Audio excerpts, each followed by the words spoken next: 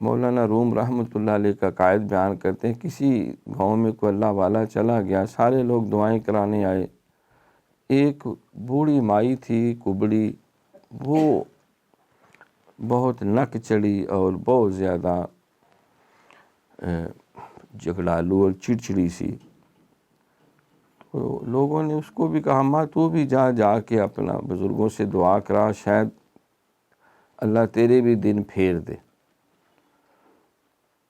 تو وہ بوڑھی اماں جو ہے لوگوں کے تانے سن سن کے تنگ آ گئی کہ چلو منہ رکھنے کے لیے جانا چاہیے۔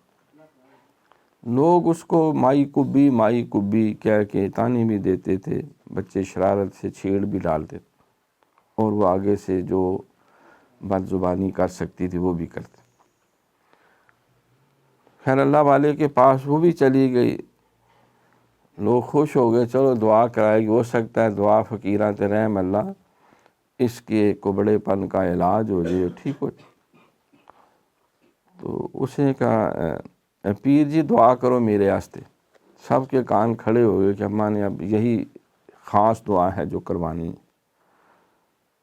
ان کے اماں جی حکم کریں، ہم نے تو اللہ کے آگے جھولی پھیلانی ہے، کرم تو اس نے کرنا ہے۔ حضرت جی دعا کرو کہ پنڈ دے سارے لوگ کبے ہو جان، منو کبا کوئی نہ کہے، تو سارے کبڑے ہو جائیں تو مجھے کوئی کبڑا نہیں کہے گا۔ اس پہ مولانا روم فرماتے ہیں کہ شر پسند یہ نہیں چاہتا کہ میں شراب چھوڑ دوں،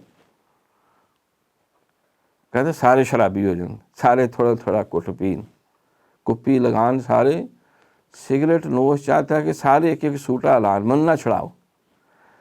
یہ برائی کی خصلت ہے کہ وہ پھیلنا چاہتی ہے، وہ سب کو آلودہ کرنا چاہتی ہے۔